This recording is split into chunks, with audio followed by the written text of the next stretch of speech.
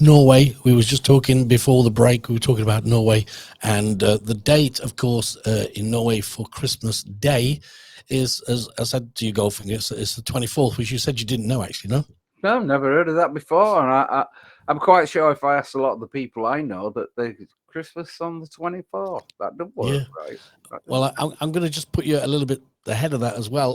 The other countries that do the same thing is the Czech Republic, Poland, Germany, Switzerland, Austria, Norway, Denmark, Iceland, Sweden, Argentina, and Colombia all celebrate on the 24th.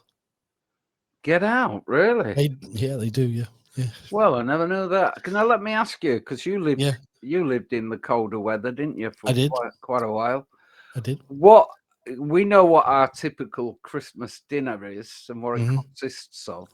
Yep. And the condiments that go along with it. What's the condiment? Is that the condiments or the condiments? What differs for the traditional Christmas dinner in Norway? Okay, number one is they have what they call a smorgasbord, which is like a big table full of all the different meats and cheeses and meats and all those kind of things. They have like, the meatballs that you know from IKEA. As you know, they have them, right. boiled potatoes and vegetables and things like this. I mean, when I lived they there, have to go all the way to IKEA on Christmas Day to get the meatballs. If I was in the UK, I would, and I did. What a pain! Yeah. Right, go on. But I mean, they won't have Yorkshire pudding, will they? For example. Well, I used to because I lived there, so they used to make it for me. I'm talking about traditional. No, not traditionally, no. But I mean, it's a big thing over there. It's in Norway they can't have a party for one day. It's got to be the whole. it's got to last for a long time. Yeah. They like to drink and have a good time. No complaints. But they have one of the things I did like is a drink called glug. Glug, yeah. That's the phrase we use when someone glugs a drink. Yeah, when you glug. Yeah. Well, glug in Norway is like a hot wine drink with bread in it and that, yeah. And what they do, and what it does is it keeps you warm inside, so the bread absorbs it and it comes inside and it's like a sponge inside you and keeps you hot. So it's what we would call a hot toddy. A what? A hot toddy. Hot toddy. I don't know the phrase, so yeah. You are English though, right? Yeah, hot toddy. You never heard of hot toddy? No. Okay. Hang on. Touche. You never heard of the 24th of December? Oh, I've heard of 24th of December, but I didn't know. You didn't. Yeah. Touche. I should have that on. We should have a scoreboard. I don't have a toupee. I don't even have any hair. A toupee. Right. Toupee. Here's one for you. Okay, we're 3 weeks away, 20 days or whatever away from different countries having their Christmas. Now, we was talking before we came on air, and you was talking about the difference from the UK to Thailand when it comes to Christmas. Yeah, culture shock for me. When I went, you take it for granted as a foreigner that the world celebrates Christmas, right? Which of course is all connected to Christ, etc. Blah blah blah. And then it suddenly dawns on you as Christmas comes closer. The decorations that are going up that you assumed were for Christmas are actually more for New Year in Thailand. And then it hits you at some point that they don't celebrate Christmas. The Buddhists. Correct. They only celebrate Christmas here because the foreigners that live here celebrate it and they have a family and they put the tree up and they do all the things. But traditionally, no, they don't. Yeah. Till my girlfriend said to me, "What are you getting me for Christmas?" And I go, "Huh? You don't celebrate Christmas." I do where gifts are concerned. Yeah. She does where gifts are concerned and where you're concerned. Yeah. If she can get a new handbag out of it, she'll celebrate Christmas. Don't you worry about that. That's how they are. But it's true what you say. I mean, the reason I celebrate Christmas in Thailand is because of my children, of course. So do you have a Christmas tree? And yes, yeah. Oh, you do the Absolutely. whole trimming thing. I do. No, I don't. I'm not the old trimming things. I put like I put a wreath up because I'm losing all my money, of course, and then I put a tree up to celebrate Christmas for them. But we don't put presents under the tree. We give them a present, but it's just a case of I think it's more the tree's there, more of an awareness to say, hey, you are Thai, but you're also got your foreign side to you, and they do learn about Buddha at school and everything, but also they don't teach them about Christmas at school. No, they They wouldn't. don't teach them about anything like that. So, No. I like to do it at home and say, hey, this is what Daddy used to do. I used to have a tree and I used to get presents, and Nah. I don't go too far into it. Yeah, But yeah. I like the trees That there for awareness. Yeah, that little tenuous link to your Yeah. Christianity side, so to speak. I Yeah. mean, it's more like it's just Traditions. it's more, the Christianity side maybe not so Yeah, much but for the me, but tradition. the traditional side is for me. And Yeah. one of the things I have done on, I think, about every Christmas now is made them Christmas dinner. Well, that was going to be my question. Sorry. No, it's not sorry, but it leads into it nicely because, like, you've got a wife and you've got a couple of sons. So, how does she look at it? What does she do for you? Or do you get a Christmas dinner? Or does she Yeah, make a Thai dinner? my wife can cook a Christmas dinner. We've been together that long now. I mean, it took me 3 years of thrashing her before she got it right, but she does it right now, of course. No, And of course, 6 months of me having a go. Yeah, I mean, of course, yeah. I mean, what's Christmas pudding without stuffing? But but I mean, the thing is, at the end of the day, she can make a Christmas dinner. Yorkshire puddings. Yeah, I mean, she's done it. She has done it in the past when we've had an oven, but we haven't got an oven now. But you can buy Aunt Bess's where you just bring them across, put them in the microwave, and they're done. So and Macro sort of do, when it comes to Christmas, Macro sort of do your one-stop shop for your Christmas dinner because everything's pre-cooked. Right. The only thing we don't get is a chicken, of course. Because it was Thailand and the prices, etc., blah, blah, blah, it was just so easy to walk into a restaurant and have a Christmas dinner. Do you know what I mean? It is, but some of them are getting a bit greedy. In what respect? Price for Christmas dinner. Really? Give me an example. 1,400 baht. Per person? Per person. That don't sound Thailandish, does it? It is. Some of them are 1,400. I mean, you can go to some places and they're owned. I'll take a shot in the dark, but those restaurants are owned by Falangs. Absolutely. But you get your traditional place. I mean, you get your traditional places that are charging, like at Christmas, they normally charge 400 to 500 baht, somewhere around about there. So but what's sorry? What's 1,400 baht in real money? 1,400 baht roughly is about 25 quid. Per person. Yeah, so it's £100. It's £100. Yeah, I would imagine it is 3 courses, but I still think it's expensive when you can go to a normal place where you go to eat, and of course they're going to charge more for your Christmas dinner. It's going to be 500 baht. But to be honest with you, I like the thing of being at home and having a Christmas dinner with the kids and watching cartoons and all that kind of thing that goes with it. A restaurant Christmas dinner for me is not really. No. Yeah, you see, I live on my own. Yeah. And I'm in a catch-22. Don't really want to go out the house. Can't go to a restaurant because you can't take up one table for one person to have a meal on their own. Right. So it's a bit sad on the face of it. I am that bothered about Christmas. It's now just another day, which is it would be. Yeah, I mean, let me just say something. It would be just another day in Thailand if it wasn't for the foreign people there. Yeah, of course. You get what I'm saying? Yeah, absolutely. Yeah. I mean, in your case, I can send you the link to Rent a Crowd if that helps. No, because I don't want to be near a crowd. No, but I think. I think that.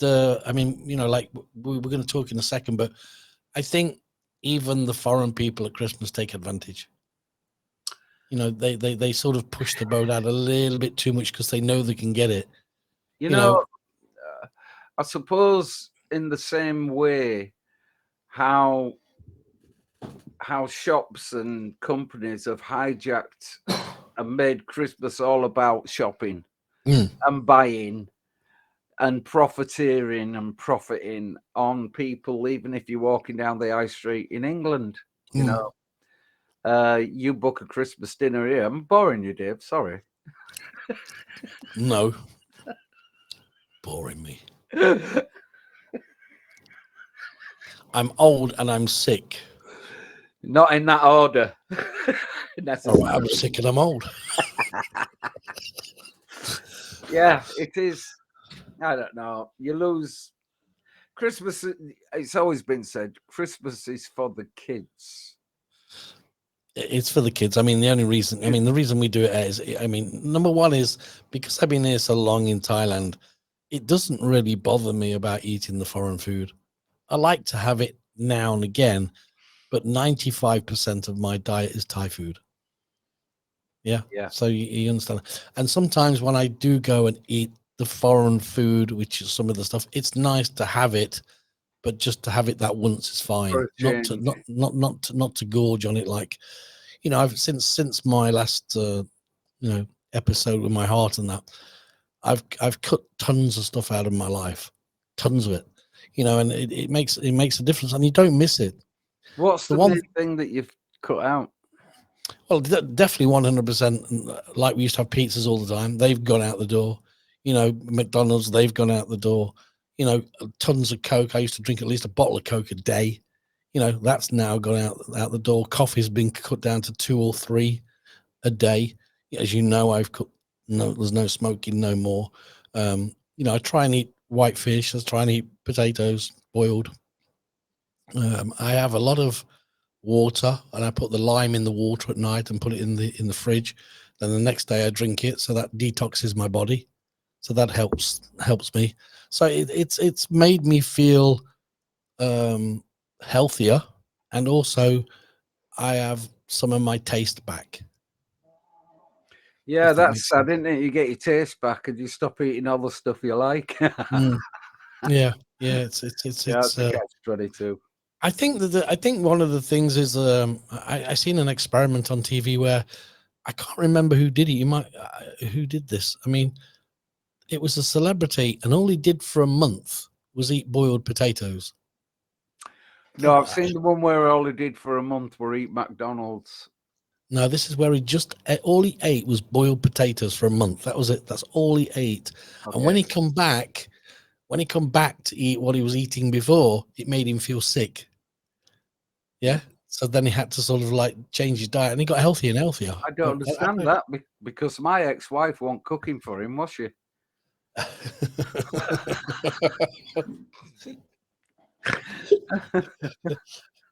could answer that problem. I could answer. You okay there with that drink? Yeah, I am. Good. I'll have a bit of a coffee then. Yeah. Right. Here's one for you. Go on. And it's great talking to you again, by the way. Yeah.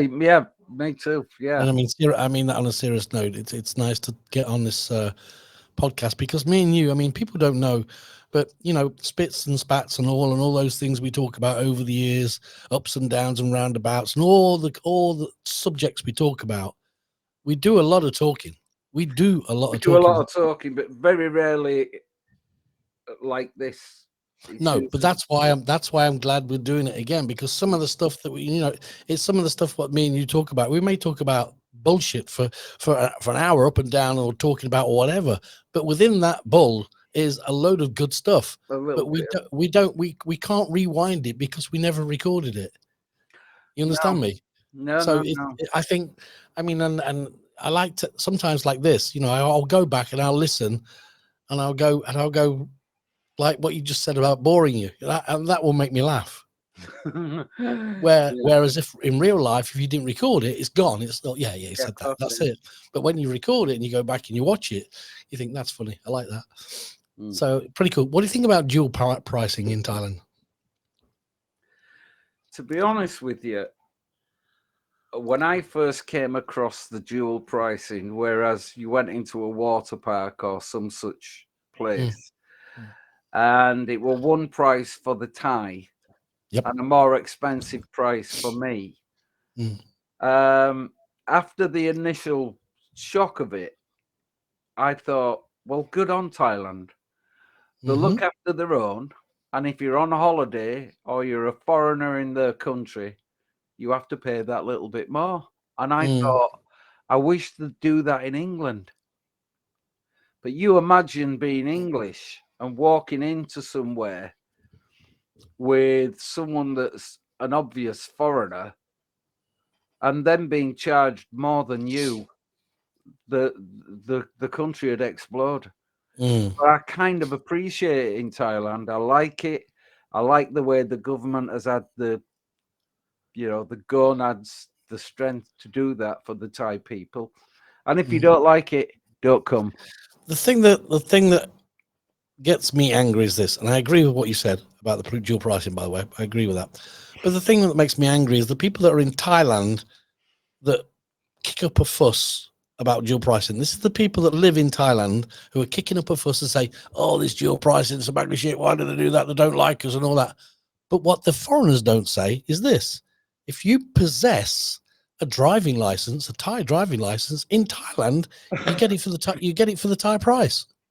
Right. You don't pay the foreign price. You pay the Thai price. Right.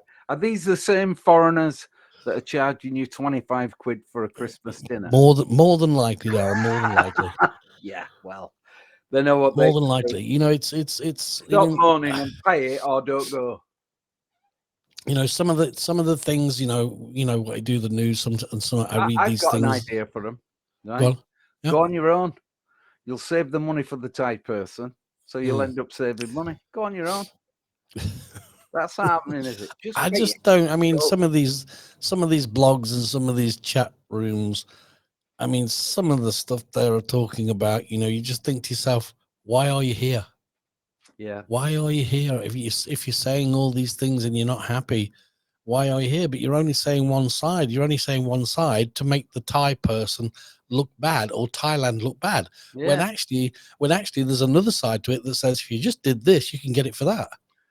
You know what I mean? They only tell one side of the story, you know, and I just think that it's wrong. And the funny thing is the first person that moan about it to is the Thai company that they're with, usually a girlfriend, boyfriend, whatever.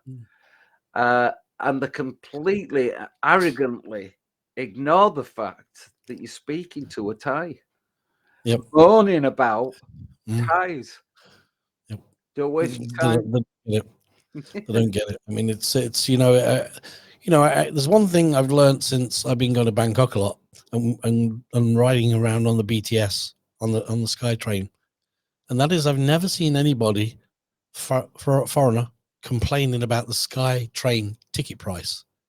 Is that a dual pricing too? No, it's not. It's not. It's just one price. But to jump on a SkyTrain, Daryl, and go 2 kilometers or 3 kilometers down the road on a SkyTrain for less than 50 pence, you know, it's 50 pence English. It's 25 baht, and I can get from one end of Bangkok to near enough halfway across Bangkok. Really? And I don't see anybody going, oh, that's too cheap. Did it open up from the airport to Bangkok? You can get there is a SkyTrain that is at the airport. I do believe there is one near there, or you can get on there. I mean, I don't know 100% because I've not been into that. I mean, all I've been doing is when I first was going into Bangkok a lot, I was jumping like anybody into a taxi, right? Which is metered now. They have to be metered. You cannot get into a taxi in Bangkok and there's no meter on. If there's no meter on in the taxi, you can just say forget it and walk away. Normally the taxi was about 150, 160 baht for the distance that I was going, and it was taking a good 30 minutes plus 40 minutes to get there. Yeah. Then I thought, knickers to this, I'll take a tuk-tuk. That went down to 100 baht, and it was taking about 20 minutes to get there. Then I thought, knickers to that, I'll take a motorbike and try that. So I went on that. That was 60 baht, and it took about 15 minutes to get there. And then I thought, oh, I'll try the SkyTrain. Yeah, which my friend said, try the SkyTrain. Bit nervous because getting on trains, you don't know where you're going and you can't understand but once you get up there and all the route, it's okay. And it's up there, isn't it? Yeah. It's one of the best things I've ever discovered in Bangkok. It's just one of the things that I knew it was there because you watch it go by all the time, but I've never really been on it and used it as regular. I mean, I've been on it nearly 100 times now, and it's just so good. Funny thing is that I've never used it, but now when I land at the airport, I go in the opposite direction, so it crosses my mind. And if you have the app, the whole thing's cashless. The whole thing. There's no cash. No cash. You just beep on your phone. Beep. So how do you pay if you get off the plane and you get on that and you don't have? Then you'd have to buy a ticket. You'd have to buy a ticket to get a card because you need the card to. Yeah, you need a card to go through the turnstile to get on. But the humans there to buy it from. Oh yeah. There's a cash disc and everything. If you're not got that, but the thing is, I mean, the train is literally every 10 to 15 minutes is a train. No, it's amazing, and it's probably 20 carriages long or 15 carriages long, and you get on that at 5 o'clock, mate, and it's absolutely rammed. That's not enough for your luggage, is it? Come on, Dave. No. I've seen your luggage when you just go away for a day. Well, no, I mean, it's it's a carriage just for your cash, isn't it? Yeah. But it's just one thing. I mean, I'm just speaking out loud here.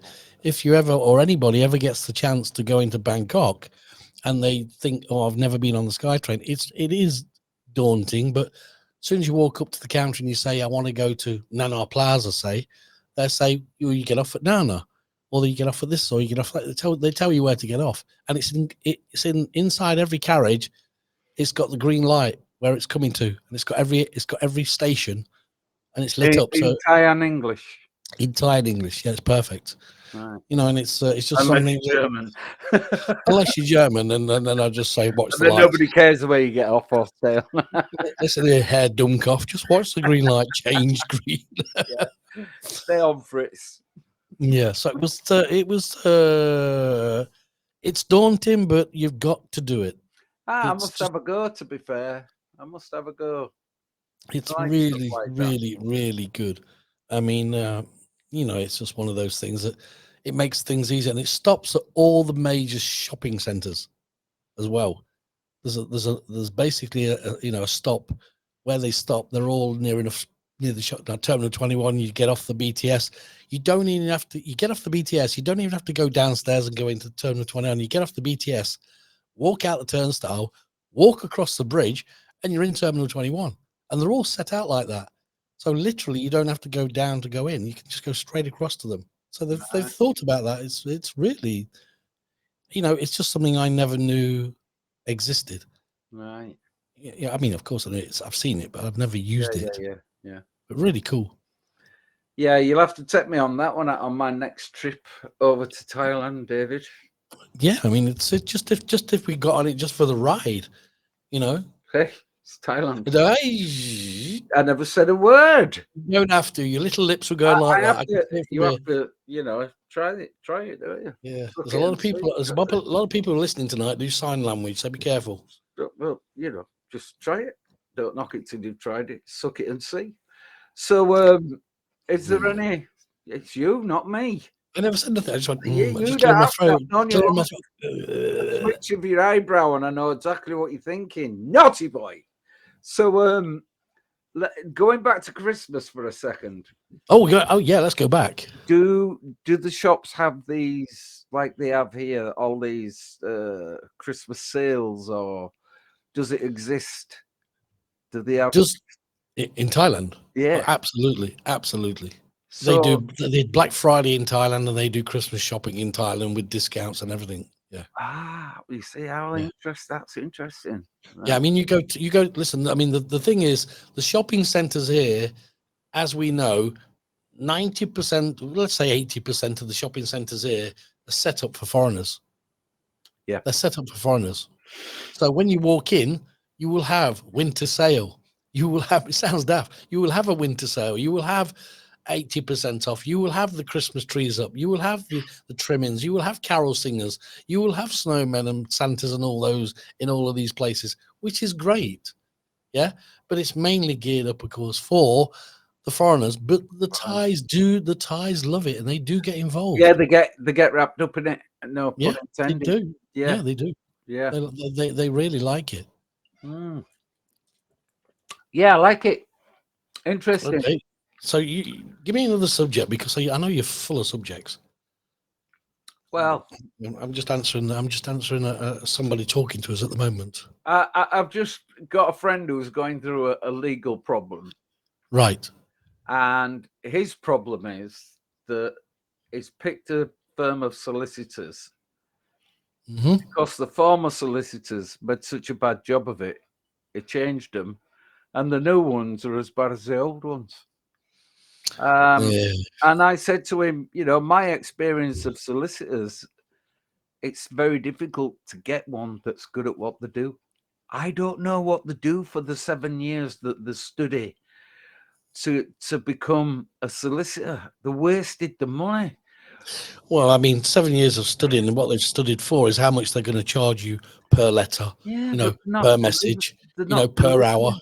Generally speaking, they're not delivering. That's why if you find a good solicitor's firm, you need to keep hold of them. But then they get a new person that specializes in A, B, C, or D, and you just don't know what you're getting, and they can cause you so much misery, so The much best thing money. that a solicitor can do, yeah, to make a good living, is waste time. Well, exactly. Waste time and extend time. And That's what they can do because they're on the clock. and let me tell you, my belief is this is the problem I have, which people probably would disagree with, but this is the problem I have. Yep. A solicitor or a barrister gets paid the same win, lose, or draw, which means they are in a unique position, whereas they don't have to care. They don't have to win the case. They're going to get the same money for winning as they are for losing. And until that changes, you're always going to have this problem. You're always going to have it. And they should be paid on results, like footballers should be paid on results. But that's just my kind of opinion. What is these? What about in the UK where where there's no win, no fee? Do they still exist? No, but you see, even that in and of itself is a little bit of a con. Right. Because what they say is there's no win, no fee. Right. What they don't tell you is if you win, there's a fee. Right. Okay. That's the thing. Right. No win, no fee. But if you win, there is a fee. You're paying. I think it's the same all over, Daz, because I mean, out here in Thailand, as we know, solicitors are expensive. They are. They just are. They're just. It's craziness. You're lucky to get one for £150, £200 an hour. Yeah. This It's. is the problem, and this is what people don't appreciate is you call your solicitor, and he goes, "Oh, good morning, Goldfinger. How you doing? All right." I said, how are you doing? No, I'm okay. I've had a good week. You been on holiday? Yeah, I've been on holiday. What they don't appreciate is you're getting billed for that conversation. As soon as that phone connects, that law firm, solicitor's clock starts ticking. And you're charged in units from the beginning of that call to the end of that call. So don't talk about the weather. Don't tell him how you are. Get to what you need to get to. Well, all he sees is the clock, isn't it? That's it. Because The stopwatch. when you look at how much, because it's small, it's small percentages. When you look at the small amount that generates for him doing nothing, Right. and you multiply it by 365 days that he's at work, and then tot it up, that's a lot of money that people are paying to tell someone they've had a good holiday. It's ridiculous. It's not fair. It's not right. Then you get one solicitor that writes to another solicitor. That solicitor answers, and everybody's a winner except the person who's paying, because a solicitor does nothing for nothing. No. He writes a letter, you pay. He calls you, you pay. You call him, you pay. That's how it is, or her. That's how it is.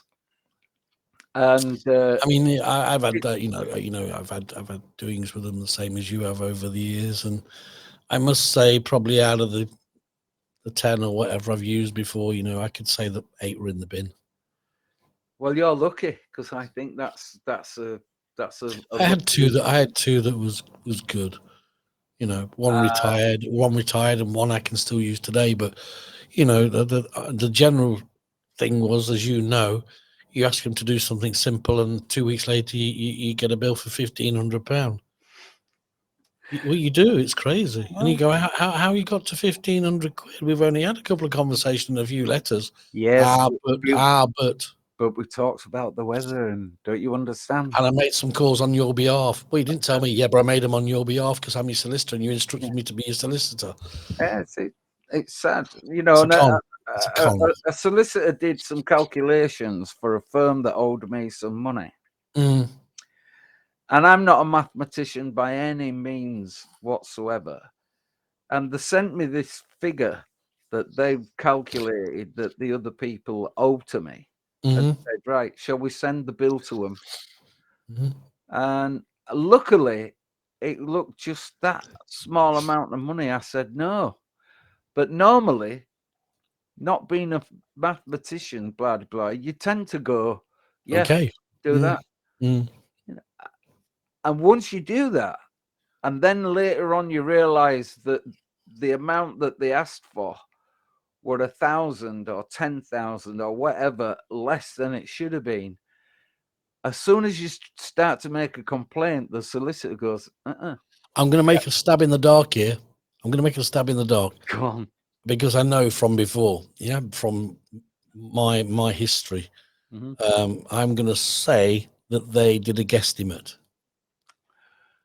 Well, first of all, to say you instructed us to send that.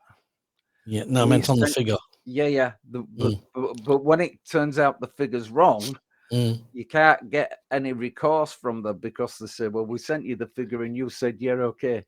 So it's your fault. Don't blame us. And secondly, they have a whole department geared to do the math. And what strikes me is, it were a guesstimate. It were an assessment. It was a ballpark figure. Not that we told you that, but that's what it was. So don't bother us with it. That's how it is. But they have a whole department that deals with calculations along with the bills, but they never get the bill wrong. That's strange. Yeah, they never get 15 hours at £150 plus £57 for this and 27 for that, 47 and 29.99 for that. They never get any of that wrong. Seem to be really good at maths when it comes to that. No, they're good. They're good at maths when they need to be. I'll tell you another thing. I don't know if it's in their favour with solicitors. This apparently is the law. When two solicitors on opposite sides speak to one another, even on the phone, and one solicitor says to the other solicitor, for the sake of argument, when we receive the money, we won't release it to our clients until you've double-checked your mathematics and you agree with it. That between two solicitors verbally is a legally binding agreement. So as soon as that's said, you can't get your money from the solicitor, and the solicitor's committed himself to wait until the other solicitor says, okay. And that's an impossible situation. That's happened to me. And, that happened to me in 1990. And I'm still waiting for my money. Still waiting.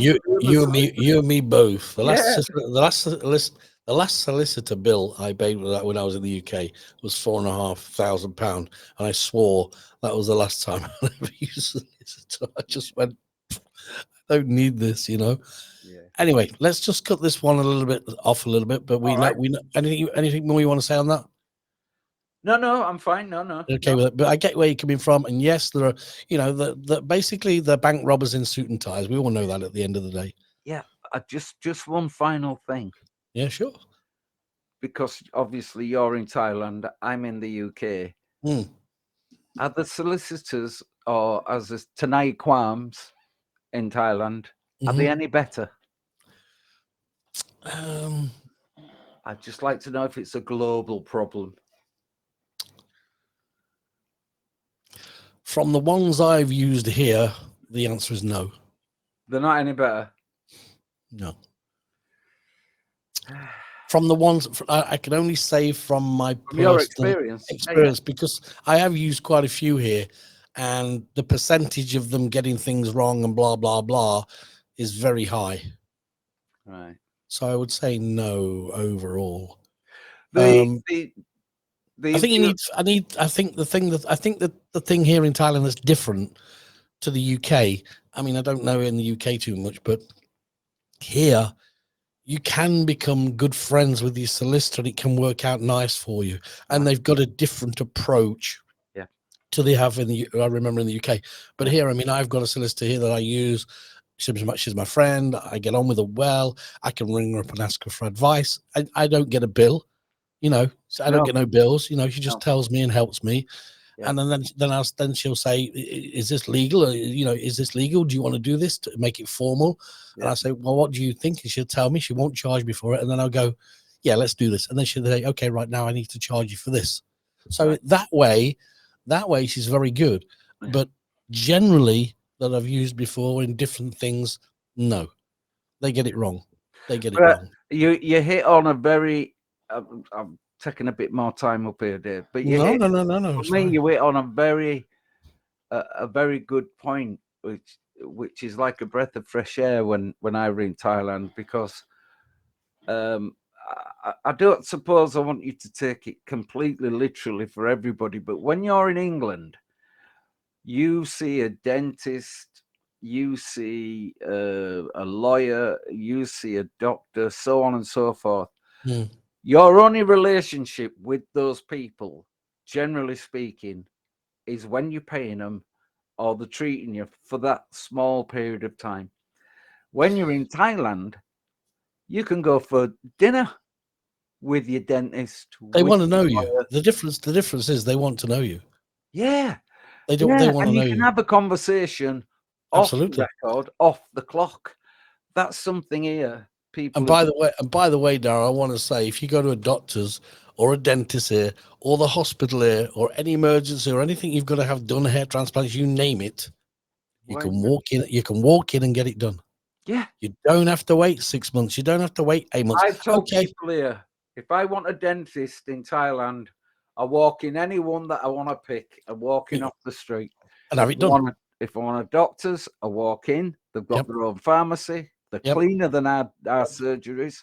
I see the doctor. He gives me a prescription. I pay for the prescription. I pay £2 for seeing the doctor, and I'm out of there.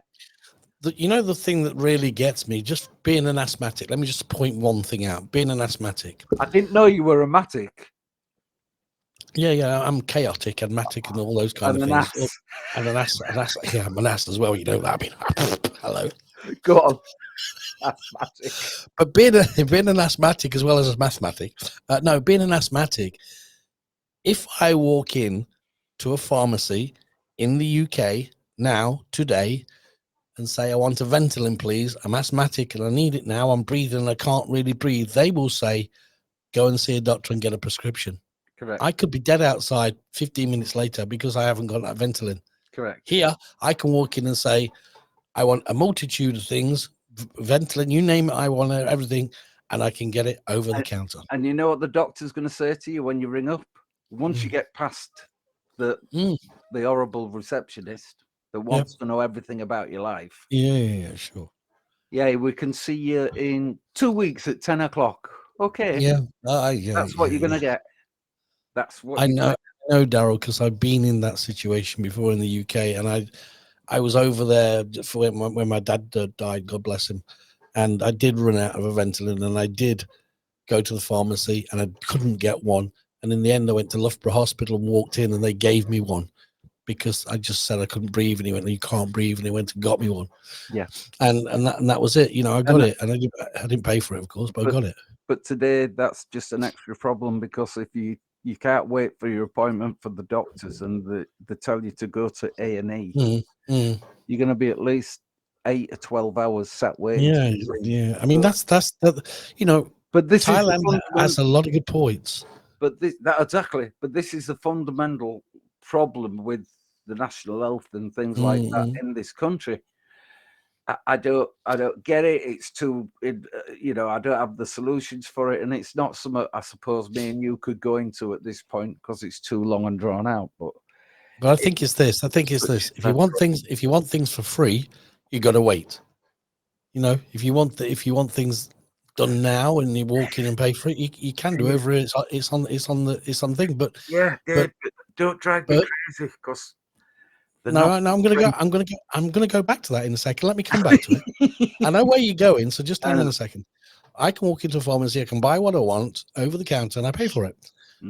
Over in your end, it's like, in a way, yes, you're waiting because you're on the national health, as they say, and it's not free because you pay for it. I know you do, but in a way, it's a free thing, but it's a free thing that's drawn out in the UK.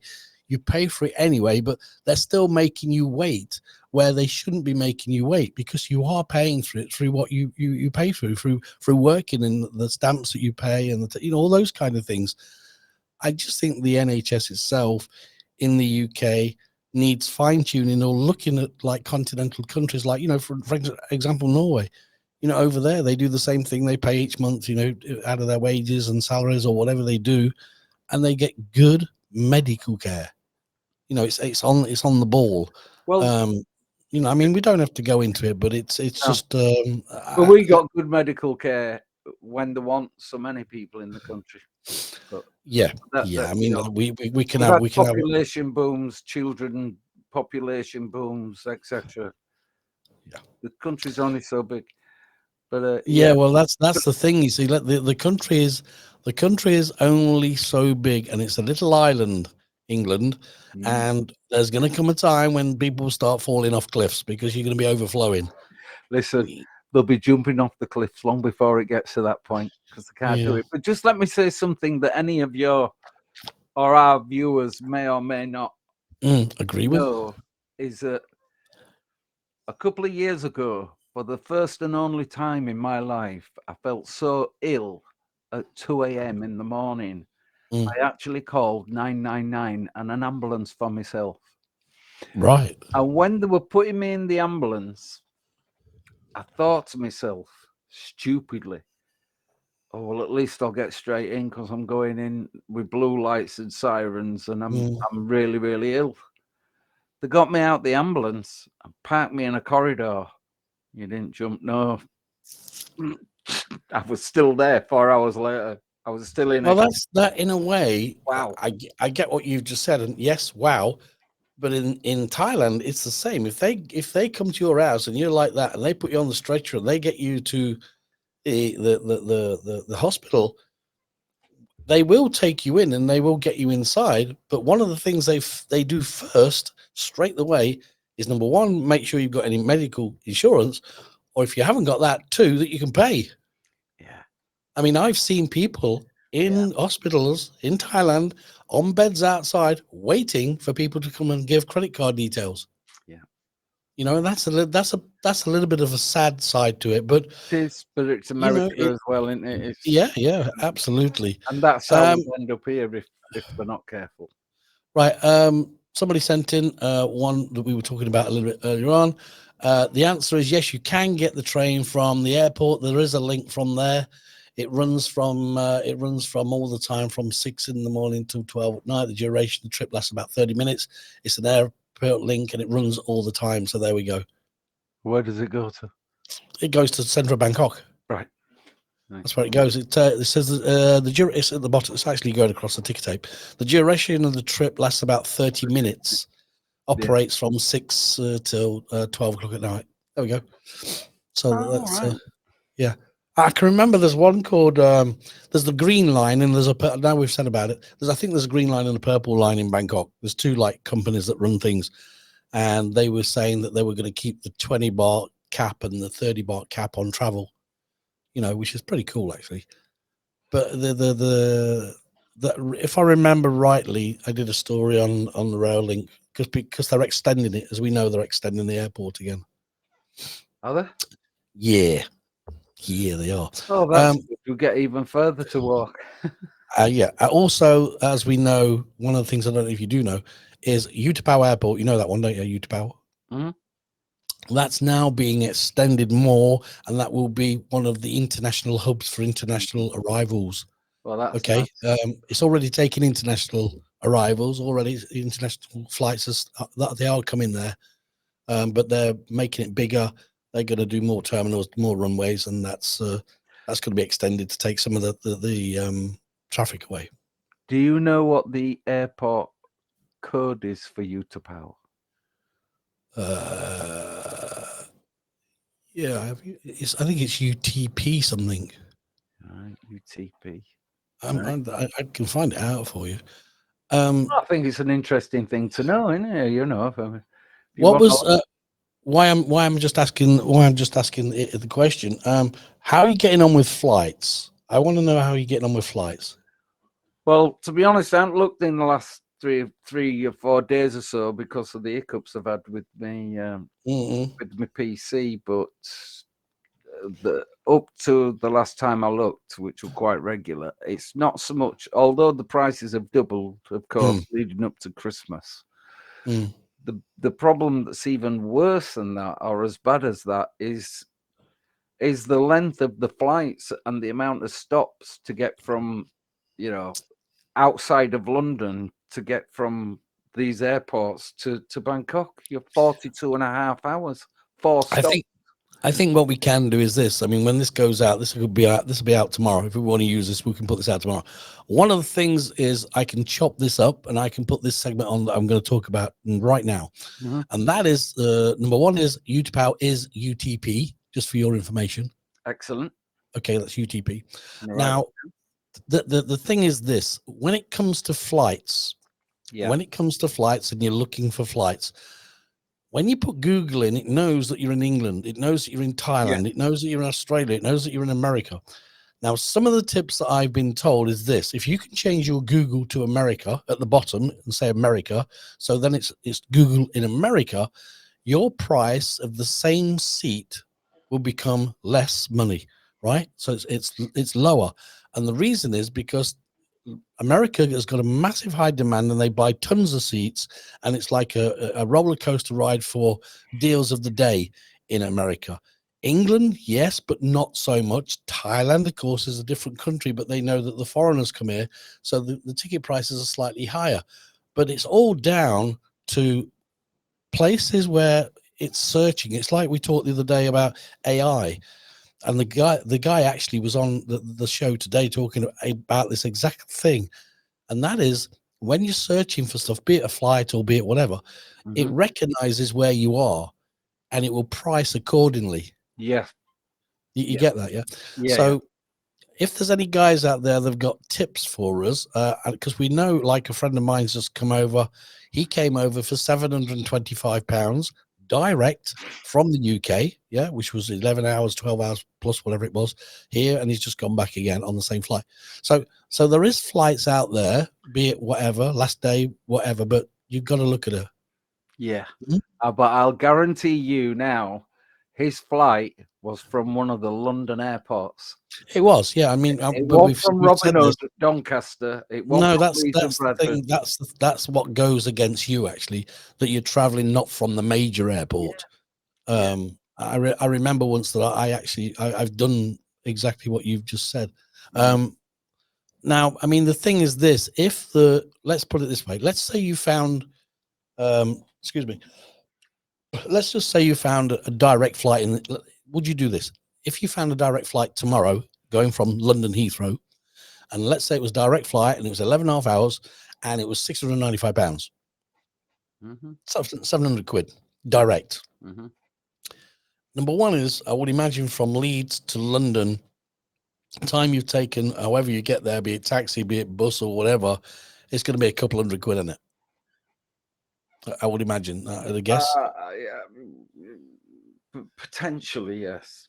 Yeah, if you went in taxi, it's going to be that, surely. Oh, it's going to be at least that, but I was going Yeah, to right. go On the bus, on the ground, but I don't know what is ground, whatever buses are. there. 56 quid. But for you being the way you are, and the same with me, I'm not the best, and we don't want to do that because it knocks the shit out of us. You know, we're exhausted straight away. Yeah. So, like you, I'd rather pay the 200 quid and pay 800 quid or 900 quid to get on a flight in Manchester, which I totally agree with. So the question is this, or that's a question to people that are listening to this, and that is, if you can send me a link to a place or an idea where we can find flights from the UK, from Manchester to Bangkok, okay, and lasting around about a 3-month trip, that's coming and going back, and we can find tickets that are direct only from them places that are around about or less than £1,000, yeah, let us know where they are. We'd like to look into them. And of course, we'll reward you whatever way we can by sending you a hat, a t-shirt, or whatever. And by the way of saying thank you, is that okay with you? Yeah, it's fine by me. But I just want to add this, because it connects to our last conversation about hospitals and doctor's appointments and how easy it is in Thailand. When you come to Thailand, you know, when I were ill at one point, I got such treatment as electrolysis and acupuncture on the national health, but I could only get it for 6 weeks because of the cost cuts. Right. Whether it would help you or not, they give you a taste of it and then you never see it again. You come to Thailand and you can get your massage, you can get your electrolysis, you can get all that kind of stuff for next to nothing. Sure. And it's so beneficial to your health. It's just, that's what makes the country one of the reasons it makes the country such a lovely place. And I've got to say this as well. I want to say this because I know from experience, and I know that I can go today and get the same thing in Thailand, and especially where we are in Pattaya. I know I can go to about 3 or 4 travel agencies I know, and I can say I want a ticket from Bangkok to the UK, the cheapest one you can find. Let me know. Here's my number. Give me a shout when you've got one. I'm here anyway, and I want to leave. I want to leave in a couple of weeks' time, whatever. Yeah. They always come up trumps. Yeah, they always come up trumps. They always find the tickets. I don't know where they find them, but they do. But what amazes me is that when you used to fill in the card on the plane. Remember, they've scrapped that, I believe, now. Scrap that, yeah. T, whatever. You could actually put as a reason for visiting Thailand is health and well-being. Yeah, sure. So you can go for treatment. And I don't know if people know it, but even in the UK, they allow you to leave for up to 6 months. In Norway, exactly the same. 6 months. As long as you're getting treatment. Absolutely. But this is the issue. As long as you're getting treatment for whatever you paid the benefit for. So if you pay the benefit for a broken leg, for the sake of argument, you can't go for treatment for your arm. Yeah, right. Yeah, that's the only catch-22. But yeah, I know I know you can leave the UK and it don't affect anything for up to 6 months. But I mean, it's one of those things at the moment. I mean, like, you know, we know anyway when it comes to December that ticket prices go up anyway. Yeah, you know, it's just a normal thing. But like I said, if any of you guys out there want to let us know where we can get it, because there is guys out there listening now in Pattaya that know where to get cheap tickets. I know. They're out there. You know, some people make a career out of it, and they're great. I just don't have the wherewithal to. I will also put it on. I will also put it on the Pattaya One blog as when we finish tonight, and maybe somebody will come up with some answers. Because, you know, these people, I mean, there is foreigners here, believe it or not. I know there is, because Dave told me that there's foreigners here that all they do is find things for people. They just find stuff. Yeah. You know, you want a car, you want this, you want that, you want this. They find them, and they find the cheapest possible, you know, and they give them whatever they give them, you know, 20 baht, 50 baht, 100 baht, whatever. It's just something they do. They like to do it. It's like a hobby. It's like It's a nice thing. It's a nice thing. It is. I think so. I think it's great. But don't you find when you entered Thailand after a short period of time, your brain started to adjust, your attitude started to adjust, your demeanor calmed down, the stress from England. I think that took about, for me, that, you know, because of the way I left and because of under the circumstances of divorces and all those things, I think it took me a good 6 months plus to start dropping down in the way I felt in my head. The thing is, in Thailand, what you have to do in Thailand, what people must understand is when you get off the plane in Thailand, you've got to slow yourself down completely, because you can't rush here. You can't say, oh, why is he not doing that? What you can, but you're going to get nowhere. You're going to get nowhere. It's very similar to Spain. Mañana. It's okay. What's that? What's that? Mañana. What's that? Tomorrow. Oh, tomorrow. Yeah. Well, that's the same here, isn't it? Yeah, Thai time tomorrow. Same. Ciao. Slow. Well, you know, what time are you gonna come and fix my bath? Up to you. Yeah. You know what I mean? But how much will it cost me for you to do it? Up to you. up to you. Okay, not less than 1,000. But the one thing I want to say is we've got 5 minutes left. We've done an hour, believe it or not, which is great, fantastic. Really? Okay, one thing I want to just hit on really quick here is if you are a foreigner and you come into Thailand, okay, and you're renting a motorbike, use your license, rent the motorbike, okay, wear an helmet, okay, and try and stick to the regulations, right? Because if you're not wearing a helmet, or if you're going fast or anything like that, the police are out there and they will stop you. And at the moment now, they've been told to give you a ticket and take the bike to one side until you paid the ticket.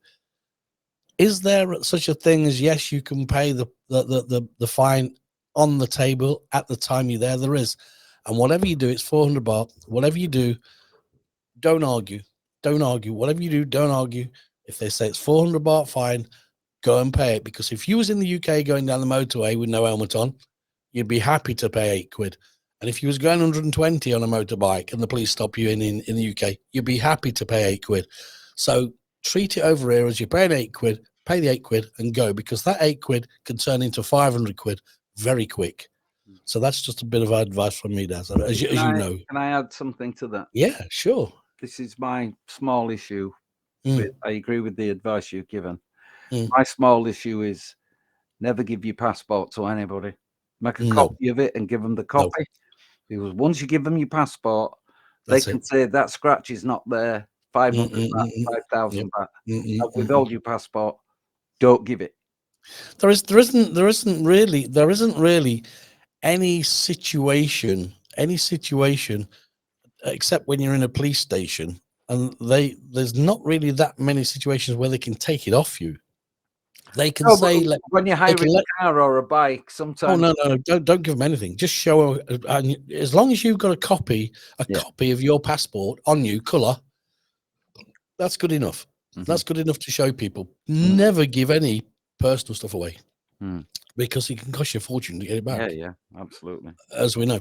Right, okay, like that one. Yeah, nice. Enjoy yourself. It's always great to speak to you, Dave. It's very unusual to do it on air, but it's the same conversation.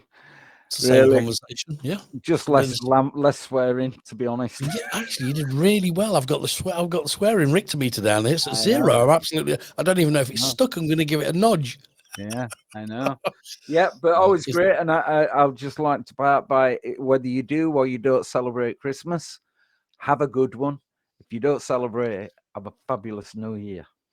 Well, we're going to do more. We're going to be doing more. You can say whatever you want, mate, but I'm doing more. We're only on the 5th of December, man. Nobody's promised tomorrow. Aren't you coming back? Nobody's promised tomorrow. Aren't you coming back? Yeah, I am but nobody's promised tomorrow. And I'm going to wish them all an happy New Year every time. So get used to it. That's one kid that likes to get his money's worth. See you guys. Get ready to dance. BKK1 is here.